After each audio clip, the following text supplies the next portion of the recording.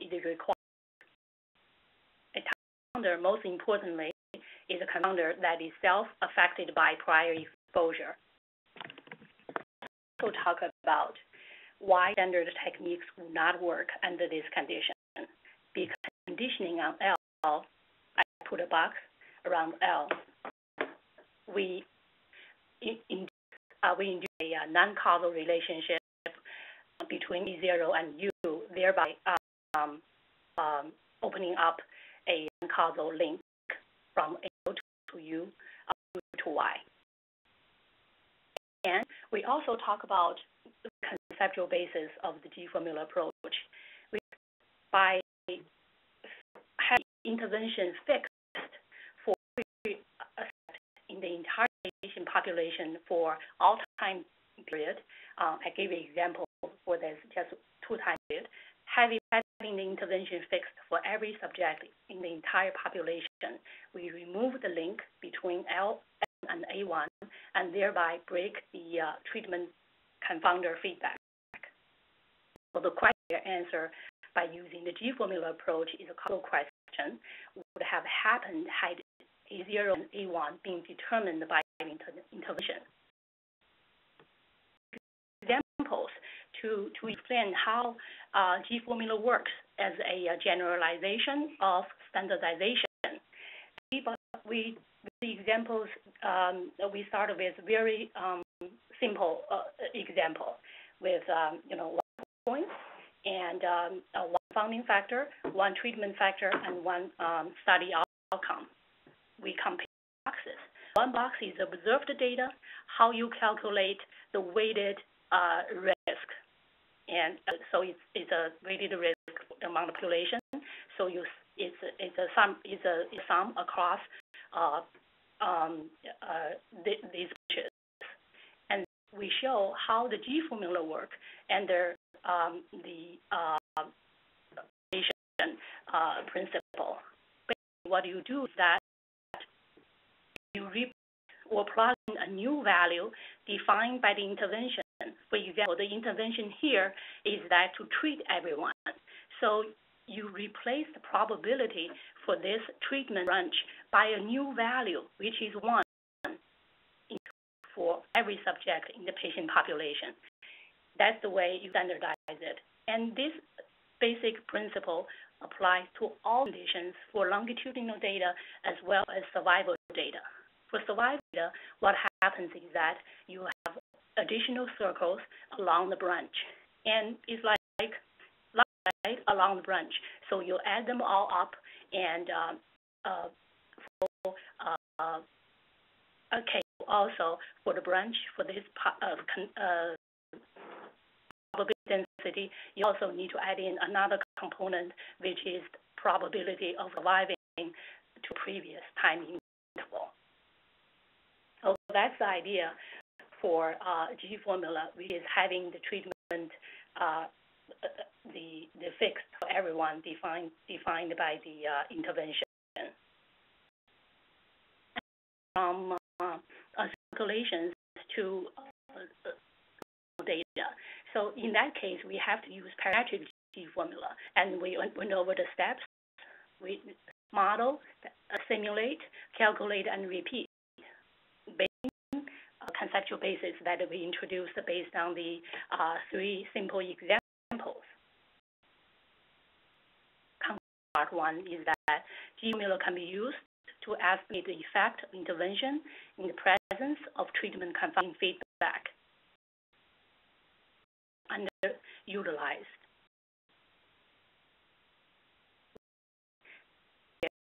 Of key assumptions, exchangeability, and the correct model spectrum. Talking about assumptions, I want to go back very quickly for this example for that we can do this G-formula and it can have a causal meaning is because we are saying that the blue branch, they are exactly the same. Not that based on for a different branch, like based on as a confounder, they have conditional exchangeability. So that's today to apply the conceptual basis to real-world applications, and I will show you a case study and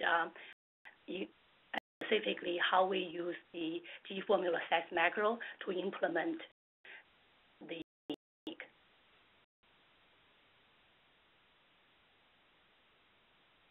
Talk about macro implementation steps, same as introduced last week.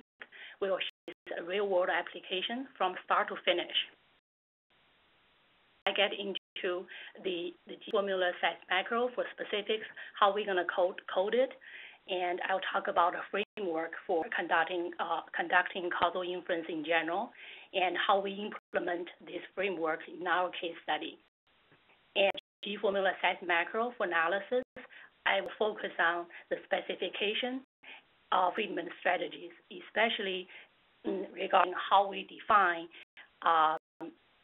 dimensions that are not built in, that in macro. And furthermore, we'll talk about specific sensitivity analysis and exactly what we should report in the results. I'm here because I often get questions from people regarding software we have to conduct G-formula analysis. The answer is that previously it's a major reason for area of implementing G-formula technique because of limited software. And most recently, I think starting December 2013, Harvard group, Miguel Hernan, his group worked on the G-formula SAS macro and made it available for everyone to use. You can download from Harvard website, causal inference website, and you can do what you want to do, use it, modify it, and for your own analysis. From that point on, we start to see increasing real-world applications. Other SAS code other than this macro is include some publication appendix. I put it all in here in case you want to find the references. You can go to these papers. So you can download from Harvard Causal Inference website, as well as related documentation and the examples. You don't need an expert to use the macro. Most times, you just need text substitution. And stop for all programming needs to implement the parametric G-formula.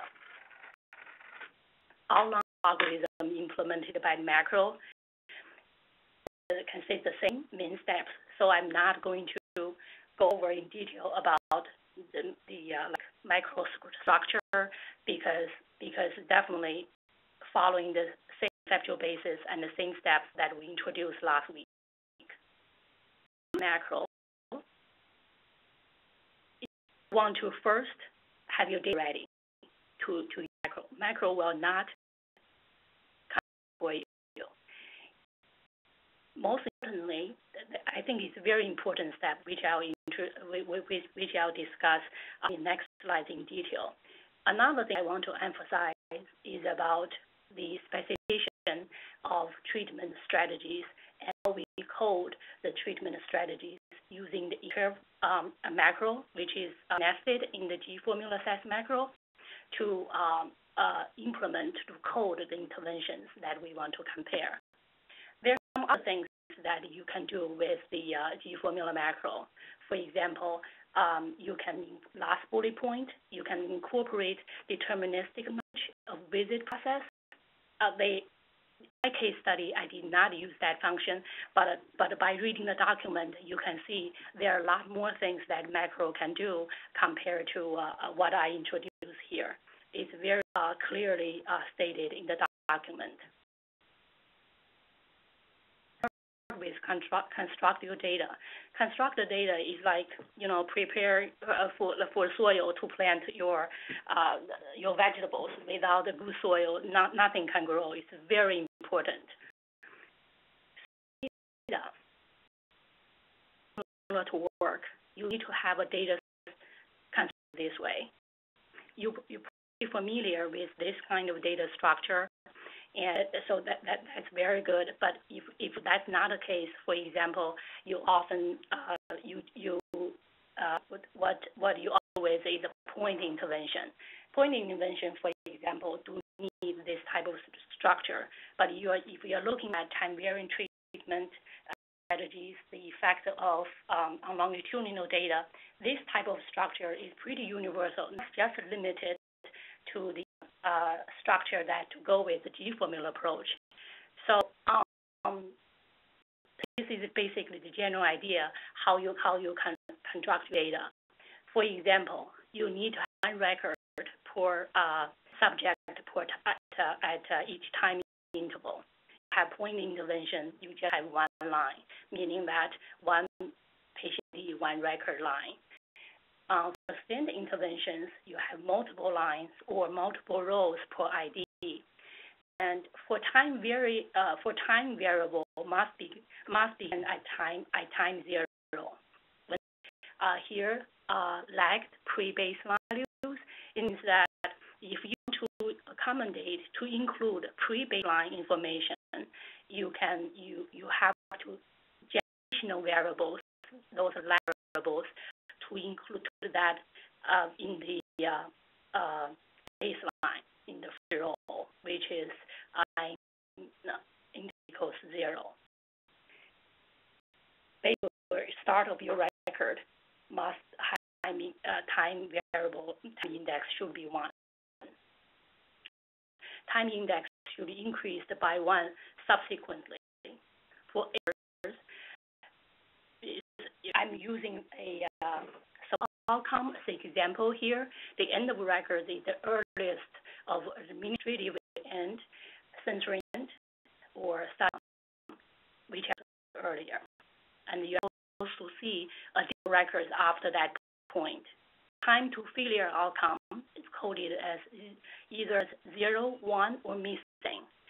Missing meaning that previously the record had been censored. On record A, proceed outcome on that line, meaning that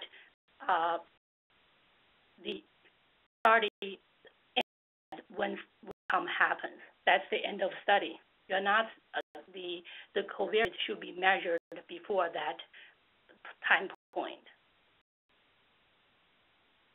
So you're very simple 3 example to see what a constructed prepared looks like. It's very simple, but you can follow basically this idea. You have variable, time index variable for fixed variables is the same for all time index for same ID because there are baseline covariates and fixed. Time covariates change across different time intervals, and last to follow up, the patient is censored in that time period.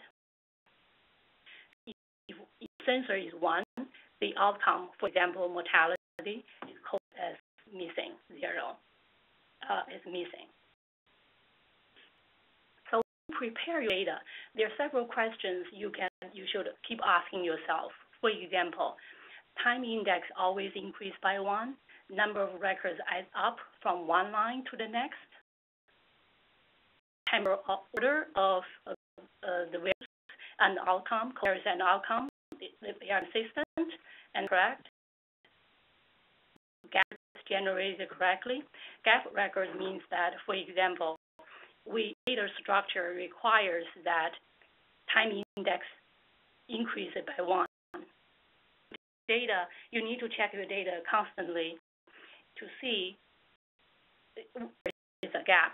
For example, indexing is for this record is 3, and the next month and the next time it becomes 5. So you want to what happens during month 4, for example.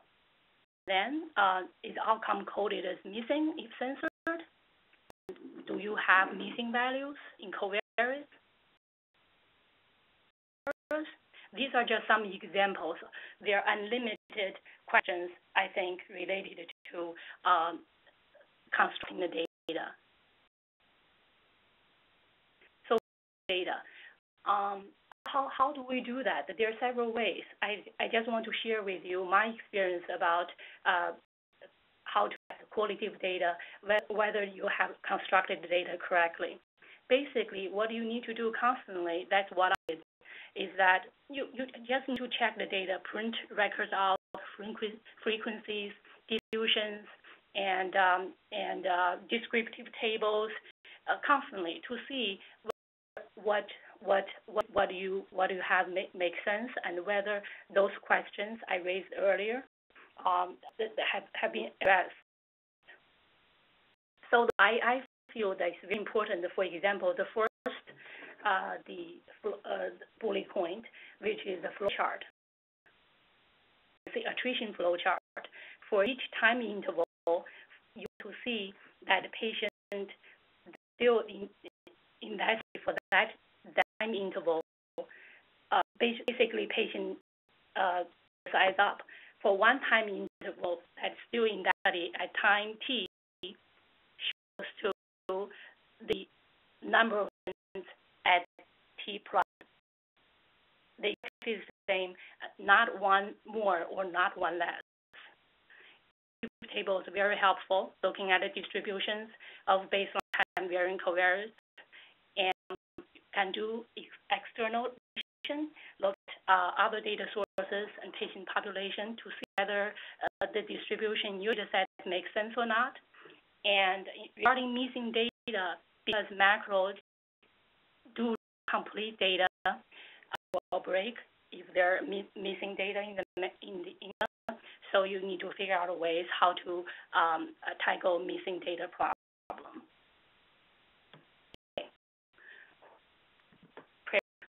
Is hard work, and data is relaxation. That's really the case. I oftentimes that people who are preparing data and people who are doing the analysis might be different people, but I think that technical job like constructing data should be highly respected.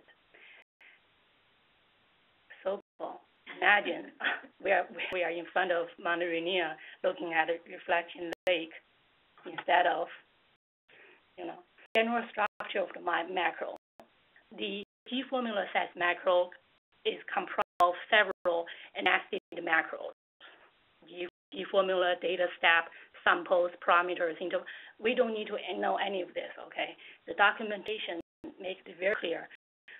If certain parameters led you to enter certain parameters, for example, what is your data, what is your baseline covariate, how many time varying covariates you have. You just follow the instruction. You enter the parameters called. One challenge I feel is this interval, which is INTRV, intervention, interv, a macro, is parameters.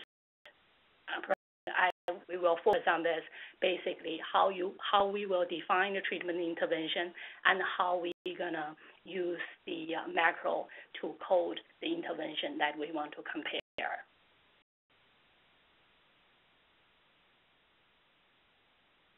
I want to move here. I just got better taste, just tonight. Okay. Perfect. Oh, no, the slides, yes. So, and this is currently under review. This is our case study today. I want to go over the details for this study from start to finish. To the technique that we use to address this question. It's perfect. Yesterday, my point is that because he said that, you can't say that. So I changed that to be like, politically correct, I think. So research question is important and controversial. You can in this study, we compared the anemia strategies among hemodialysis patients using ESA therapy. You can Google it, EPOS ESA story. You important and controversial. So trial not available. So far, among that patients, only one largest trial, right, compared anemia management strategies. Unique and generalizable features, which I'll go over when we talk about the study in detail. And the Danielson regimen is very important in chronic care.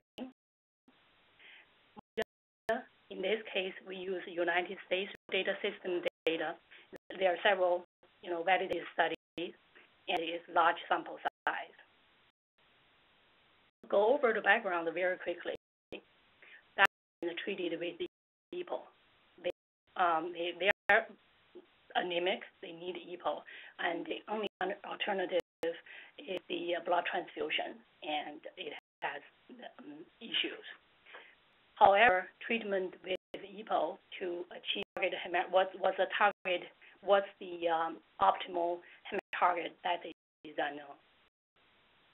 The largest trial, which is BETHRAP trial, published in New England Journal of Medicine, 1998, conducted between, I think, 90 to 96, in patients with cardiac disease undergoing hemodialysis and receiving EPO. Two groups. One is normal hematocrit group. The other one is low hematocrit group. However, most commonly used strategies in practice have been compared in large RCTs. These treatment strategies are hematocrit 30 to 33%. This is commonly used after the ESRD PPS was implemented in January 2011. Target 33 to 36, which was commonly used between the years of, I think, for 2004, and for 39 to 36, to 39 strategies, it was used between peak years 2006, 2009, yeah. Okay.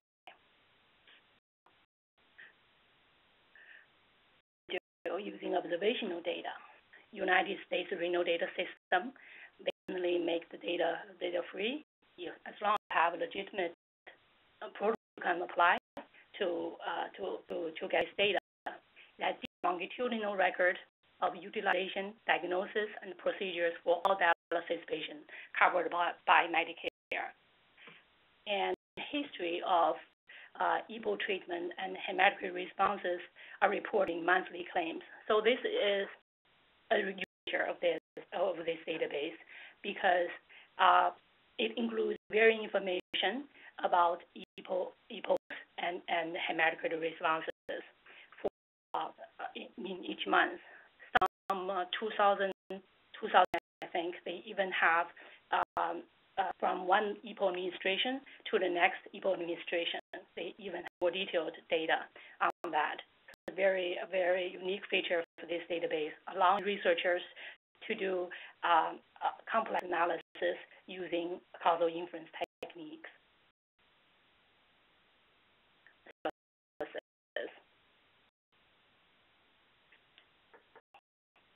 So I think it's very important before getting into G formula. I think and the science before jumping into the technical part, and that's what I want to do for this case. I want to show how to implement the framework, which the framework should be applied to all studies using observational data. And that I use here is that study should be built as an attempt to in the same make a layout this framework very nicely for us. So under this framework, to design a target trial, to answer your CER question, we can go through the following process. First, you specify, delineate each component in the box. Second, you review data to assess the feasibility of your specifications. Emulate. If not feasible, you must re-specify until emulation is possible. The iterative process will result in a summary trial that can be implemented with available data. One thing to emphasize is that this process can only be done through collaboration. For example, for part are most likely to be led by data people. People understand data, people who know how to conduct analysis.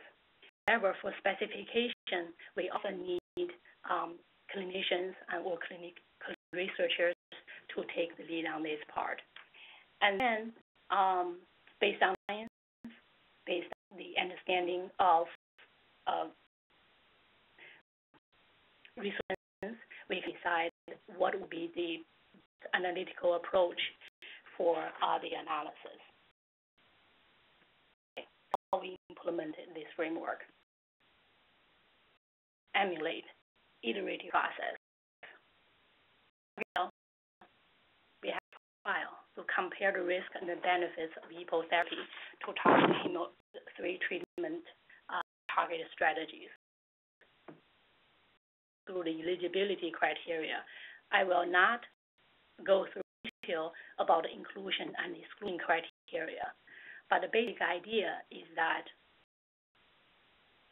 your inclusion and exclusion criteria, and when you think about how to emulate it, you think about the feasibility of doing this, or how exactly you're going to do that using your own data.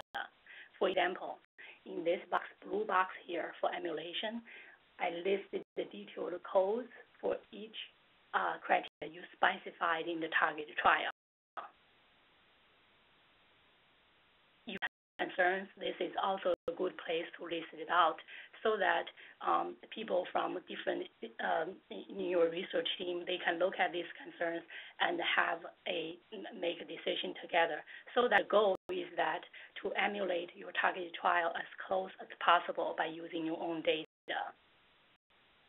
Same exclusion criteria, you go through the same process. And for study endpoints, I want to make one point about the inclusion and exclusion. It's important to have your baseline defined by this criteria, because it serves as like a placeholder for your study, time 0.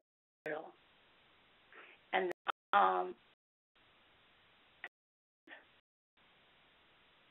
during the study follow-up, definitely not in the study baseline.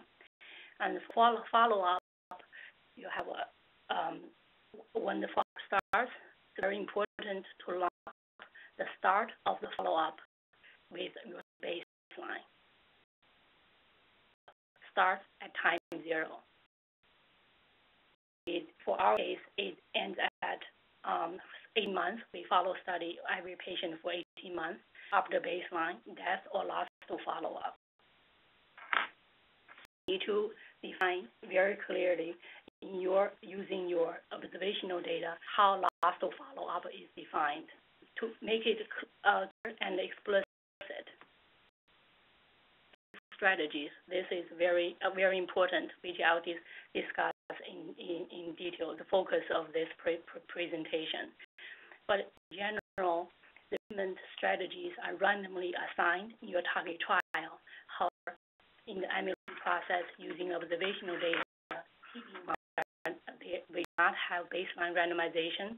Therefore, definitely need to control for baseline covariates, and we list the detail about how we emulate the treatment strategies using your data. And for contrast of interest, because we're into dynamic treatment regimen, the intention to treat analysis is not helpful or not meaningful. So we did the poor protocol effect. That the effect that being observed if all subjects had adhered to their assigned EPO strategy throughout the entire 18-month follow-up.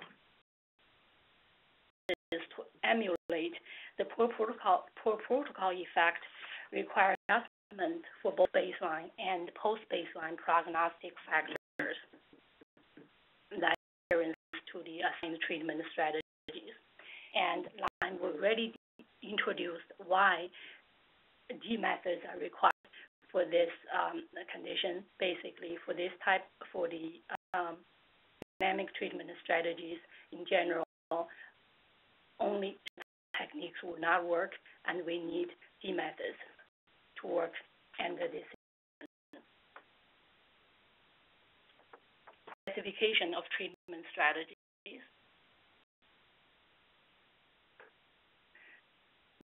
Intervention. Is what it is, procedure, medication, but we can classify this way in terms of which analysis that we want to do: static, dynamic, deterministic, random, and joint interventions based on natural values, and no intervention. We discussed this last time. The formula macro can compare all those different types of interventions. To get familiar with this macro regarding how to define treatment strategies, I want to start with some very simple treatment strategies, and then we can get to more complex case. So suppose we want to have compare three simple ones. Low hematocrit defined as targeting hematocrit as 30 to 33. A mid hematocrit strategy, 33 to 36. High hematocrit strategy, 33 to 39. And we can see the way that we define treatment strategies in this way is so vague, and we need to clarify. Meaning that sometimes the treatment strategies are have names for that. People say that you need to clarify the rules or algorithms, procedures, regimens. Those terms often used in clinical when you define a study protocol. That's what we need to do here too. Suppose that we have rule number one, which is deterministic static strategy. For example, for low hematocrit strategy, which is targeting hematocrit 30 to 33, I have this rule, which is force hematocrit to be a desired value, a certain value. Set hematocrit to, for every subject in the entire population, 31.5% for low hematocrit strategy, 34.5% for mid, and 37.5% hematocrit strategy. This way of defining the rules, determinist static rule, is actually pretty common. An assumption is that we assume, first of all, it can be done. Although how to exactly do it to achieve this goal is not defined. Additional examples include like a BMI. I want the entire patient to have a BMI of 25, or decrease BMI of 5, something like that. So another example here is that graft versus host disease. I want people to set people to have this in their population to have this disease or not have this disease. So it can be done, although how to do it is not defined. Another example for this deterministic rule is that this bullet point, which is to force to be a certain level. For example, we force dose everyone to receive dose of 100 units all the time for low risk strategy. And for this, the most simple situation using the G-formula SAS macro, what we do is to define the let statement to this macro variable, we need to define that. Some of these are very straightforward. For example, INT number, intervention label, number of intervened variable, that's one in this case because we just want to intervene on hematocrit. And this is the intervention type. The intervention type built in the macro is 1. That is for deterministic static. Because we have such a rule, we need to choose a number of 1. And this is listed in the documentation very clearly. So I think it's very easy to follow for you to define this let statement, implement this simple rule for your intervention. Value, what value you set for this static rule. So set as 31.5. Intervention times, or what times you want to intervene. I want to intervene from baseline to the study. So there's a deterministic static rule. We set hematocrit to be at a certain level, dose at a certain level, and this is the example we want to do. Set hematocrit to 31.5. This is the intervention I want to have. So next example is set dose to a certain level, right? So the only thing that we can see from the previous code is that now the intervention variable has been changed to dose. The intervention value has been changed to 1500 because that is the value I want to set. I want to make it static for everyone for every time interval. Very forward. Now rule number 2, deterministic dynamic. This increased complication level just a little bit. I gave you 2 examples here. One is that it's fixed range. The other one is threshold intervention. What we need to remember is that last time we talked about for dynamic intervention, there is a condition, meaning that the intervention is dependent upon the prognostic factors involving covariates. For example, over here is dynamic is because that the intervention depends upon the hematocrit value. So for fixed intervention, the rule like this, I want to define the rule. That is, if hematocrit is less than 30%, increase dose is actually 10%. Because that's why it's called deterministic. Deterministic is that I want to increase 10%. This 10% is 100% possible. This is the value I want to choose, not some random number. And for threshold intervention, that's just a term for that, is that you have a ceiling. Sometimes you also have a floor for your number. For example, what I can do is that if hematocrit is less than 30%, force to increase up to 3,000. Now, how we code that is also very forward. What you need to additional add is this variable, INT, intervention condition variable.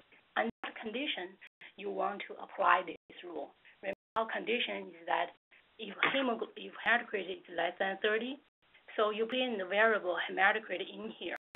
This variable, that macro variable that is generated, for example, you press, I stands for simulated, and that's for the time index.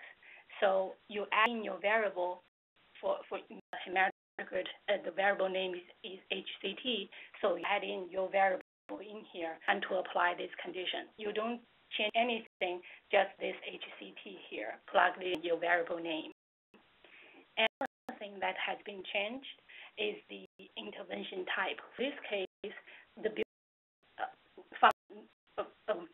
you choose number 3. That is for fixed change. What is the change that you want to do? Is 10% increase, right? So we need to add in this variable. intervention fixed level for this variable. So this is 10%, 0.1. All other things you do not change. This is so very straightforward. Same with threshold intervention. You choose intervention type, that is 2. Intervene on the variable that you want to intervene is dose variable. And remember, we set the ceiling, the to be 3,000, meaning that it's the maximum dose level that you can go to. For this case, you put a threshold value in here. 3 is joint intervention. For this case, you want to intervene on more than one variable. For example, I will intervene on both and equal dose variable. For low strategy, to always treat the intervention effect of always treat with iron and set dose to 1,500 units per patient for every subject for all time intervals. And for this case, joint induction using the formula assess macro is also very straightforward. In this statement is that it's still we are still defining the same intervention, which is low hematocrit, low HCT intervention. However, the rules, the algorithms, the procedures are a little different from last time. This time we intervene on 2 variables, so you specify the number of intervention variable now becomes 2. 2 variables, you have iron, you have dose, and iron, what do you want to do? You want to set iron to treat all the time, right? So the value is 1, and I is 1.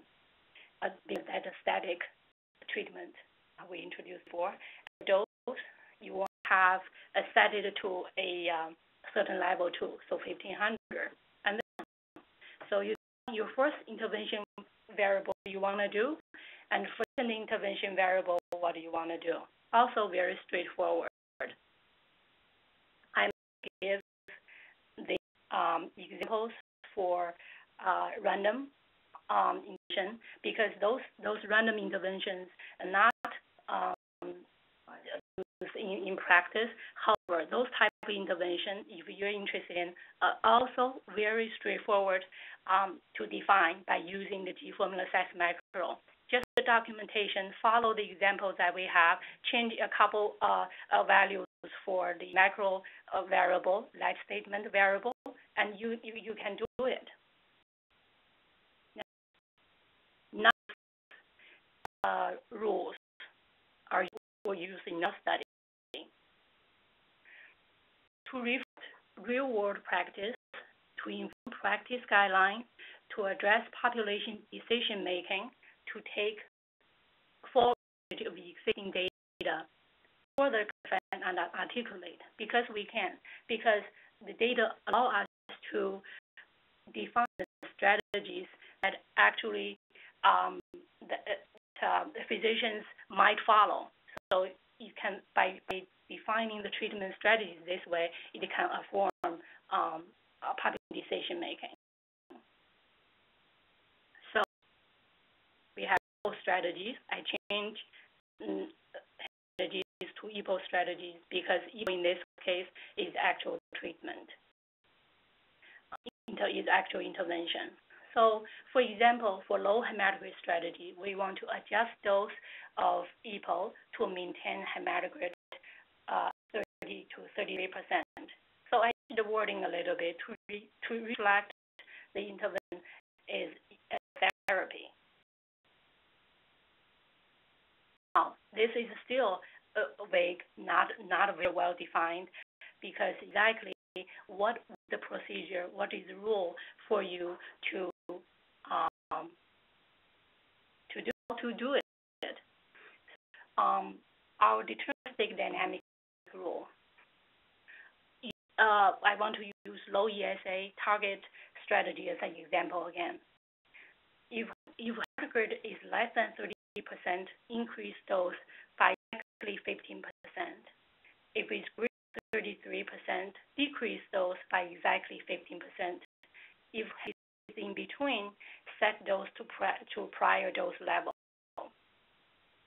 The rules we did for low hematocrit strategies, and we did very similar for mid and hematocrit strategy.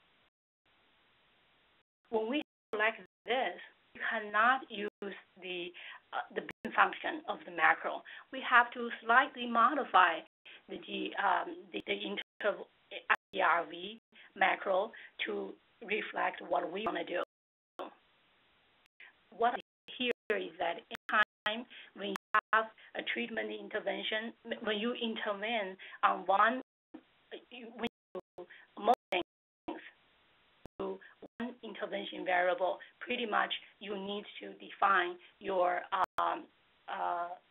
intervention yourself using your own code to do it, because it's not built in. It does not come with the house. In that panic, I'll show you how it's not complicated to do that. This is the intervention, meaning this is the code that we wrote on our own to define treatment interventions. And we can say it's very straightforward. Because you do not need to worry about macro macro variables, because for the generated natural value, for example, hematocrit, we just have S in front of that. And for time K, this is for the time interval. So that you can see it's straightforward. These are the variables that I generate low and higher. So I want to, for example, if I want to do low hematocrit strategy, so the low end is 30%, higher end is 33%. So this is also very straightforward. So you can see that by simply doing like 3 lines of if and then statement, you can do that. For the first one is that if hematocrit, right, is hematocrit, general simulated hematocrit, if it is 30%, which is lower, then dose to be exactly 50% more compared to prior dose. This is all stands for prior time interval. For current time interval, it's very straightforward. And then you define, after you have this code in, you define your intervention. You just put this variable into the statement that we saw before. In case, just change the intervention type to -1, meaning I do want to use your built-in function. I have a user-defined macro. That's what it means. So you put in -1, and then you add in this intervention user-defined macro 1 for this intervention, for this variable, right? For the treatment strategies. And your macro name. So we have the macro is called primary, right? So if you put in primary and you put in the parameters for this macro, which is 30, which is lower end, 30, which is high end. The user-defined intervention, you are done. And this repeatedly for mid and high hematocrit strategies. So basically, you have 3 steps of this thing, this gray box, and you can macro. I have 10 minutes. Okay. So our code rule is that here, I'll give you another example of user-defined intervention, meaning that dose up to 3,000 and no less than 1,000. So this, in this situation, because you want to do 2 different things for two intervention variable, you have to use your own code. So very to what we did before, in your macro, and you run your GI macro as a whole. Okay. So same steps: model, compute. We follow the same way. We do not. You define the treatment intervention and put in the parameters in the G-formula calls. The G-formula SAS macro will do this for you. So look at these results are all outputted all included in the G-SAS macro. So we read risk difference and confidence interval based on bootstrap analysis. We have functions for under 3 different interventions. The combination of observed versus simulated. Cumulative deaths of incidence and simulated. They are much on top of each other. Same here. Simulated dose versus observed dose. Simulated hematocrit versus observed hematocrit.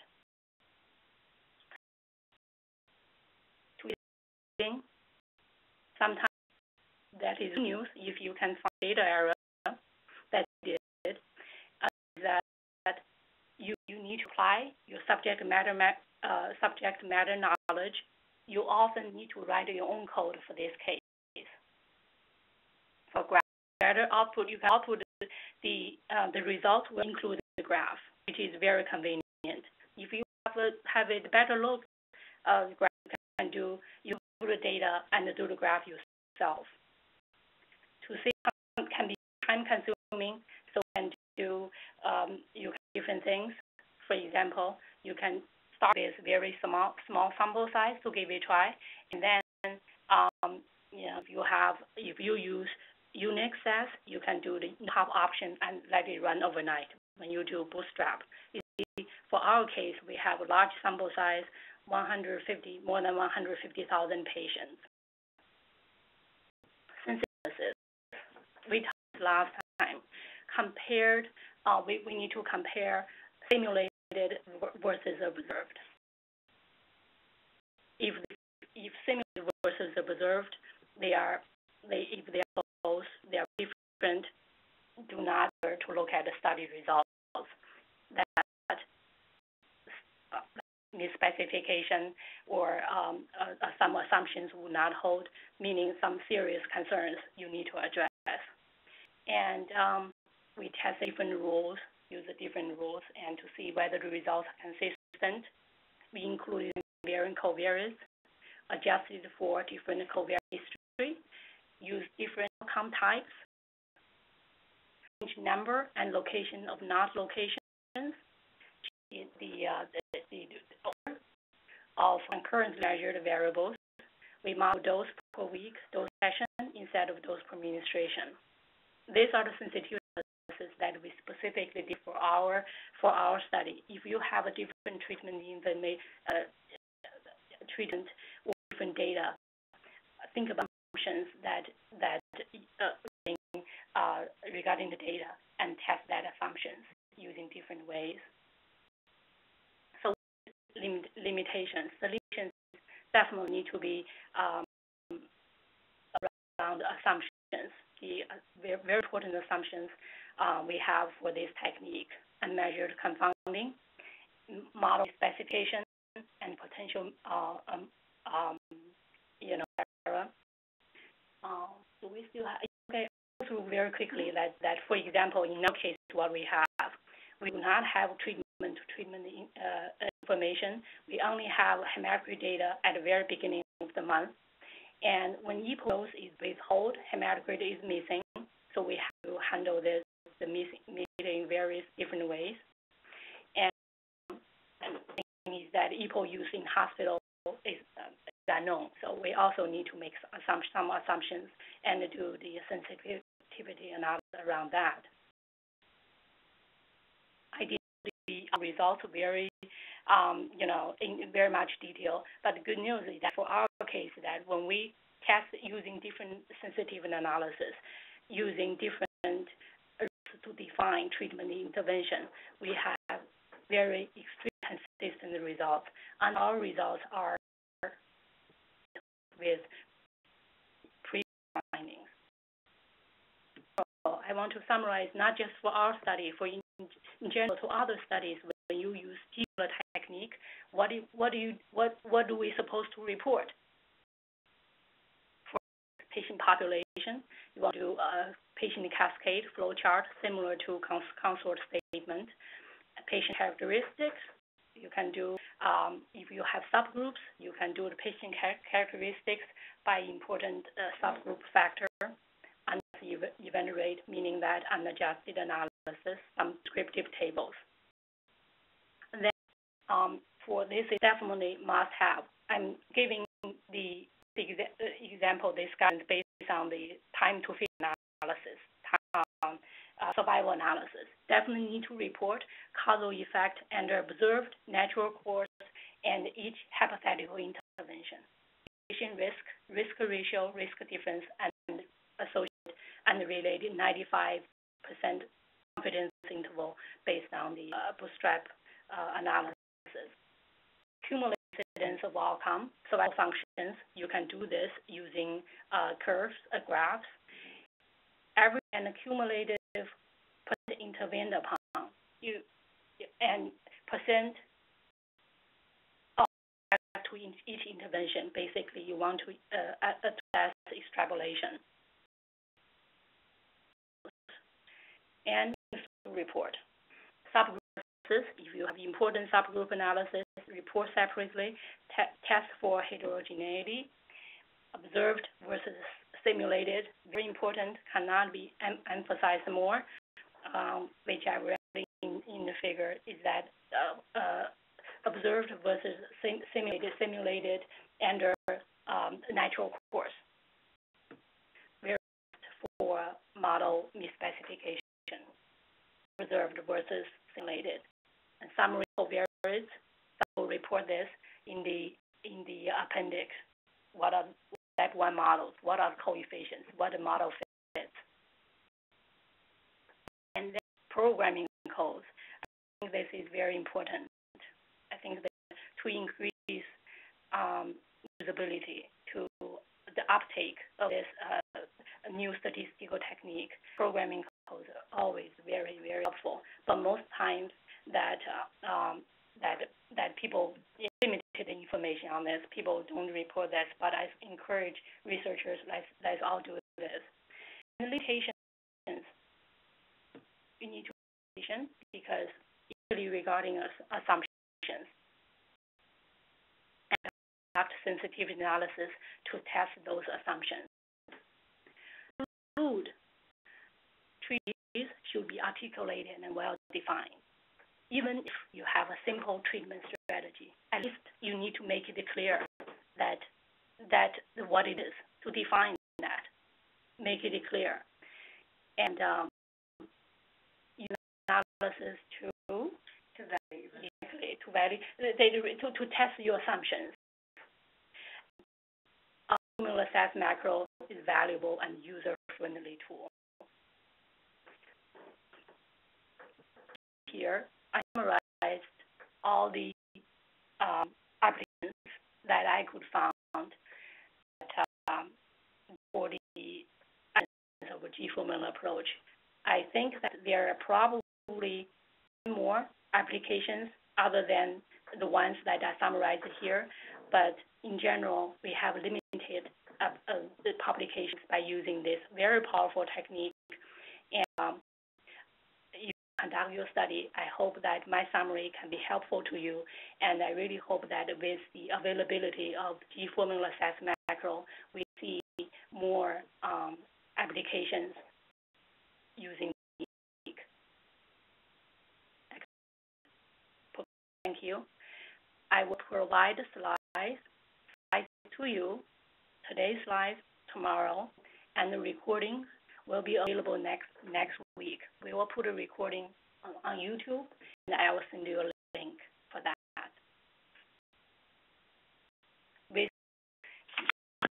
Let's open up our quick Q&A session.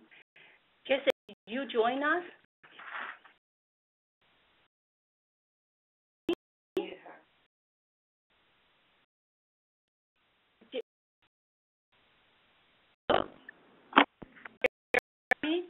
I can hear you. Can you hear me? We can hear you. Everybody else can hear you. Yes. Okay. Everybody know that very busy to have Jessica here today. Thank you, Jessica. I know you are very, very busy. Okay. So people, ask your questions now.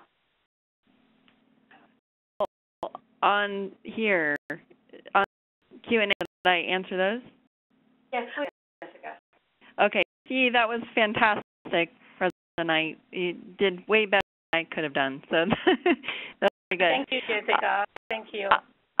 So first, how to impute the observations that we failed to capture in the data set, for example, in a gap interval. So we tend to do this. So first of all, the macro does not currently immediately handle imputation of baseline covariates.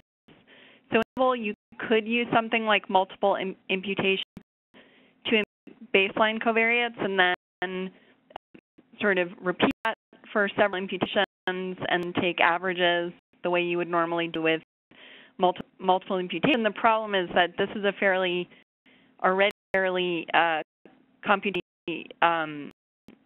in procedure that to get each estimate and bootstrap requires a computation time. So to add multiple imputation on top of that outside of each ring of the macro could be, just a lot more time. So what we've done in most of our applications is just restrict to the set to those with complete baseline information, which is not so multiple imputation would be one. Another would in future be some sort of inverse weighting approach to deal with any selection based using just those with complete baseline information. But right now, the doesn't actually handle those types of weights, although it's something that I think we might, so can't do that. In terms of missing, and so the macro does handle missing outcome data in the sense that you can censor, subjects can be censored at a given time during the follow-up for many reasons, and in fact, it doesn't require you to specify why they're censored. So they could be censored by, say, loss to follow-up, but also might choose to censor, and this is sort of how in the past we've dealt with missing covariate information is if someone is also if you had lab measurements, time-varying lab measurements that were necessary to control confounding. So an example we've published several papers on is in HIV, effects of time-varying strategies. CD4 cell count, time-varying CD4 cell count is a well-known confounder. The thing is, you don't need to, in reality, you would never have continuous measurements of CD4 cell count. You're only going to have a measure of CD4 cell count when the person comes to the clinic, for example. And that would define you don't need to have continuous measurements because the doctor isn't going to have continuous measurements. So the only measurements you need to have are the ones that the doctor saw in a treatment. So the problem would be if the measurement of whether somebody received treatment, but there's a measurement of CD4 cell count that you don't have that the doctor saw in assigning that treatment. That would be an example of unmeasured confounding. So the way we tend to deal is allow there to be a time-varying CD4 cell count, and you just carry it forward in the data set. You're treating, at each time you're treating that CD4 cell count value as a last measured value. It's not like you're assuming that it remains the same. You're just treating that time-varying confounder as the last measure of CD4 cell count. You might decide, however, though, if this person has not come to the clinic for a year and I don't, or I have no measurement of CD4 cell count for a year, I'm no longer trusting that there's not some measurement that is important that's not in my data set, so you choose to use censoring rule in your data set that you're inputting to the macro. You will be censored if you go 6 months without a lab measurement, for example. And then the macro allows you to do that. You have their censoring variable is 1, their outcome is coded as missing, and effectively what you're assuming is that bias that you have no unmeasured selection bias due to the censoring given pass. So in fact, that's a fairly relaxed assumption compared to what sort of standard methods would do, which would only maybe allow you to adjust for selection bias by censoring based on baseline covariates. So here you are implicitly adjusting for all of those time-varying covariates. So and this sort of relates to what you mentioned about the visit process.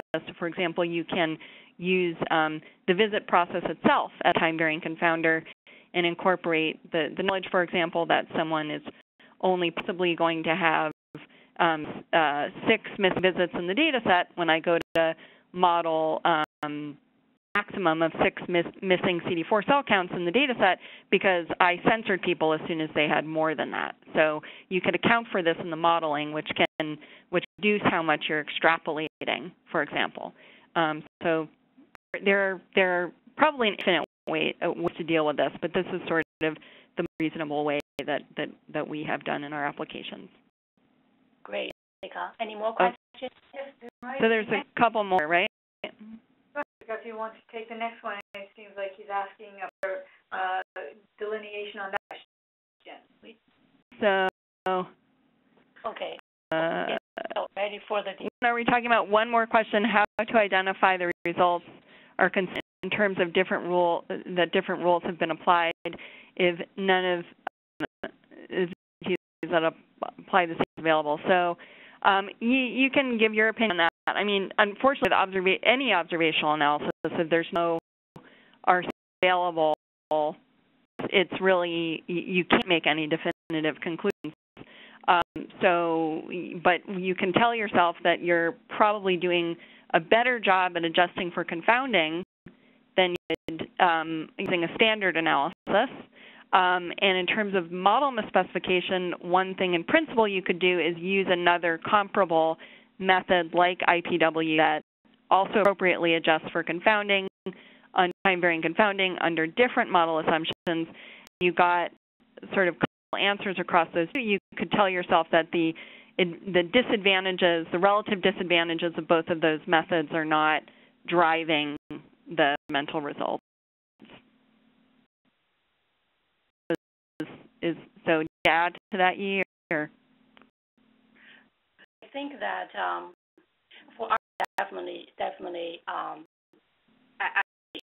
a little bit easy because you have trials among dialysis patients, and also have trials on EPO therapy among CKD patients. So you have trials results. So for us, it's probably easier to identify the consistency.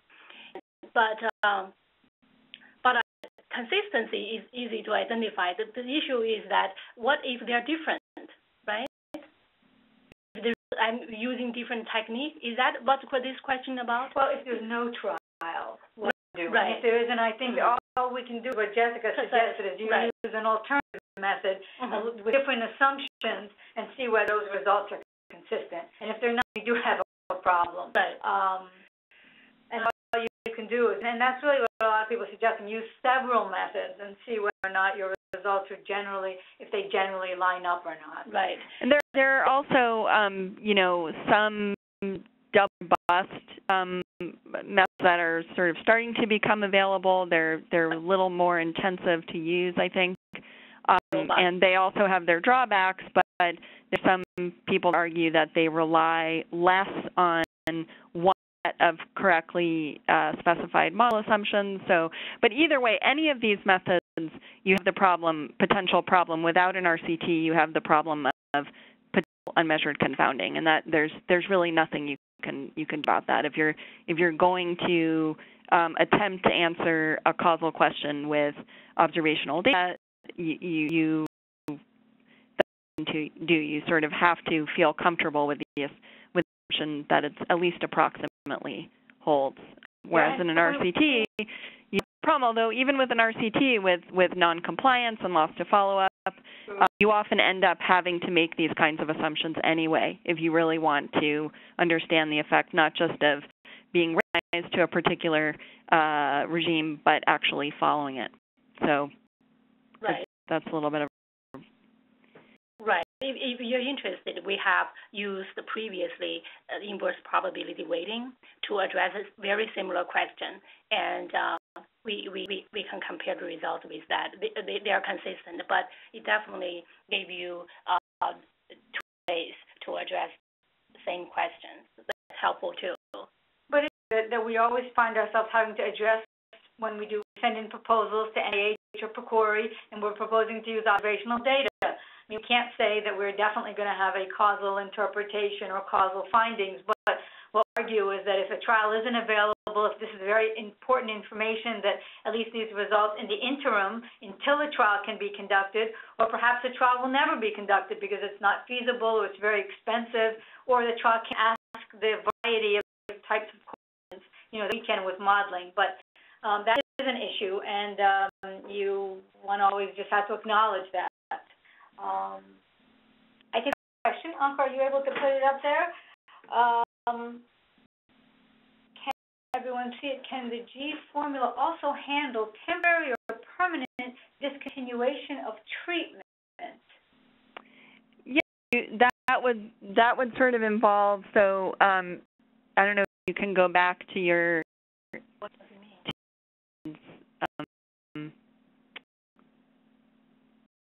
Your slide on how you defined your user-specified intervention. Go back to that. I want you to go back to your... I mean, in general, that you can define pretty much any type of intervention you want using that user-specified, that user-defined macro, like has this example here for her paper. And so basically, you can have, so for example, if you wanted to know, you wanted to say if some condition, so here we have if H-BALC is greater than 7% at a particular time K, and I'm going to discontinue permanently, then yeah, you would just say something like if S, C, D. We have an example, so it gets more complicated if you're not saying the first time that this condition occurs, I'm going to stop from this point forward. So we have some examples of code like that on the web and within HIV, for example, the first time your CD4 cell count first drops below 500, you're going to initiate treatment. So that requires you to keep track of what's in the past relative to a particular time K. So you could look at some of that code to get an idea of how you would code it. But you could definitely an intervention.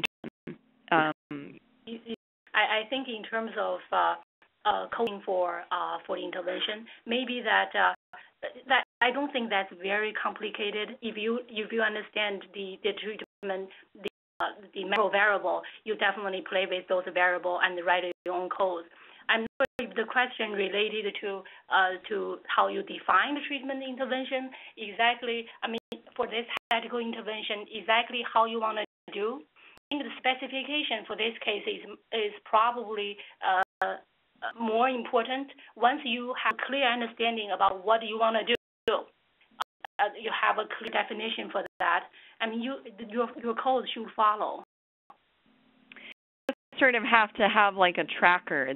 So basically the tricky part about this, and it's so wonderful to hear that Yi has found this use, because it's sort of hard from my perspective to know whether that's true or not. But for these cases where you're yeah. Optimistic. I think we've had a lot of success with it, and people using it outside of our group. And again, I think the examples that we have on the web are really key to figuring out how to code your intervention. So that's really how I think to best get a sense of it. But the main thing is that just that you have to rely on this sort of internal, this is relying on sort of being called within an internal loop within the macro that has this K index and the last time is L, and just knowing that you have to put the S in front of it's going to rename the variable that you input with an S in front of it and add time index at the end of it, then you should be able to, using the examples, figure out how to manipulate for a new question. Yeah. So, any other questions? Any more questions? Okay, good. I know. So, Thank you all for sticking with us. Right. This is a little bit longer than last week's. And as you said, we'll send out the slides. We'll have the recordings. And please, if other questions come up, feel free to send them to us.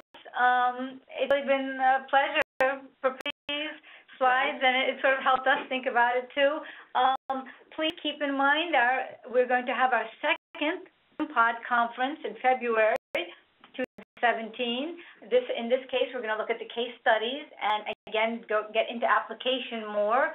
Workshops, we have a lot of small groups, and hopefully you'll get lots of hands-on experience and be able to really ask very specific questions, perhaps tailored to the research that you're doing.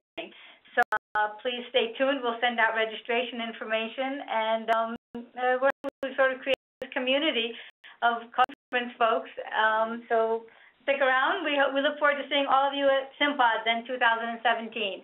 Yi, thank you again for 2 excellent presentations. thank you, May. Thank you, Ankar, for your support. And thank you, Jessica. We're done. Thank you, guys. You did fantastic. Okay. Oh, thank you. Bye, Bye-bye. participants. Good luck.